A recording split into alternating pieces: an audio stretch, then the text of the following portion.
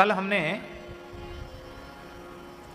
हरिश्चंद्र जी के संबंध में चर्चा की थी और हरिश्चंद्र जी का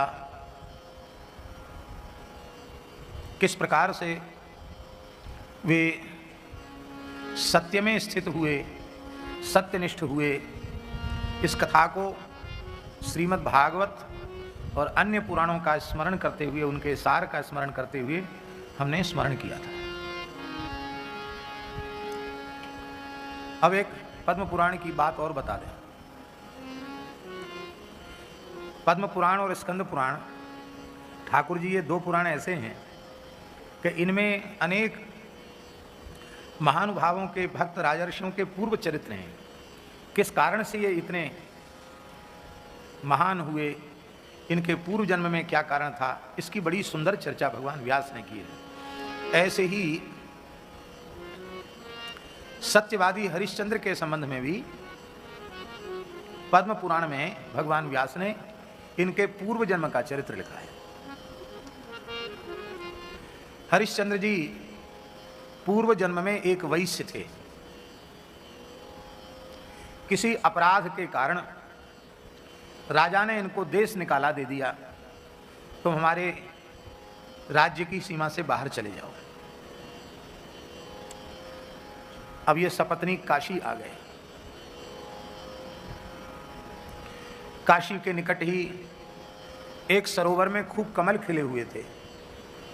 तो मन में आया कि राजा ने सर्वस्व तो छीन ही लिया है, देश निकाला हो गया है, न खाने का ठिकाना है, न रहने का ठिकाना है, और यहाँ काशीपुरी में आवें तो रिक्त पानी कैसे दर्शन करें, खाली हाथ, कुछ न कुछ भेंट तो करना चाहिए।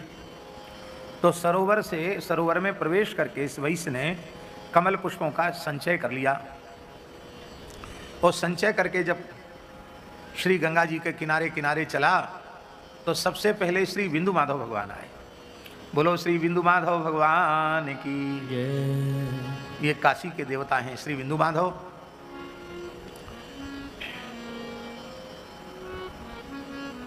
इसलिए काशी के प्रधान देवताओं के स्मरण में विश्वेशम माधवम ढुंढिम दंडपाणिं च भैरवम वंदे काशीम गुहाम गंगाम भवानीम मणिकर्णिकाम।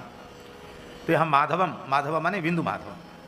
बिंदु माधव जी के लिए कई पद लिखे हैं विनय पत्रिका जी में। मन माधव को नेक निहारो, बड़े प्यारे दर्शन हैं बिंदु माधव जी के। तो बिंदु माधव जी का अर्चन काशी नरेश कर रहा था और उस दिन भाद्र कृष्ण अष्टमी थी, जिसे कृष्ण जन्माष्टमी कहते हैं। श्री कृष्ण जन्माष्टमी की पवित्र तिथि पर काशी नरेश भगवान बिंदु माधव का अर्चन कर रहे थे। इस वैश्य ने प्रार्थना पूर्वक वे समस्त कमल राजा को अर्पित कर दिए।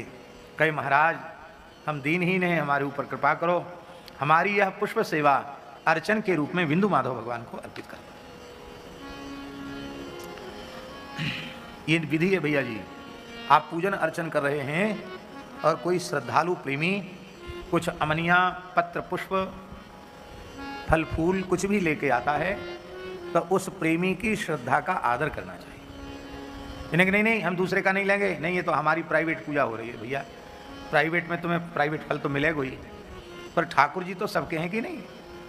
तो राजा ने बड़े भाव से पुष्प स्वीकार कर लिए और जन्माष्टमी को बिंदु माधव के अर्चन का दर्शन किया और वे पुष्प अर्पित हो गए। इसी के पुण्य से सूर्यवंश में इनका जन्म हुआ और ये सत्यवादी हरिश्चंद्र के रूप में विख्यात हुए। ये पद्म पुराण में लिखा है। किस जन्म की भगवान की कौन सी सेवा जीव को कहाँ पहुँचा देगी ये कोई नहीं कह सकता। इसलिए भैया एक नाम भी जो धोखे से जिह्वा से निकल गया है वो भी व्यर्थ जाने वाला नहीं है। इसलिए निरंतर भगवत भागवत सेवा में लगे रहना चाहिए।